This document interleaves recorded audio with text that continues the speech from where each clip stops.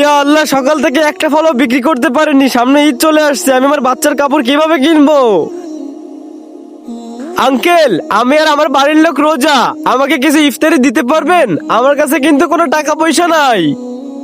সকাল থেকে একটাও বিক্রি করতে পারিনি, আবার ওর কাছে টাকা পয়সা নাই। আচ্ছা, ওকে দিয়ে দি কিছু ইফতারি। আচ্ছা বাবা, দিচ্ছি।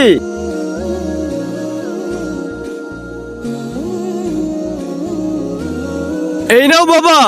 আঙ্কেল, আপনি একটা রোজাদারকে উপকার করছেন, আল্লাহ আপনার অনেক ভালো করবে। আরে বাহ, এত ঘ্রাণ! আরে বাবা দাঁড়াও।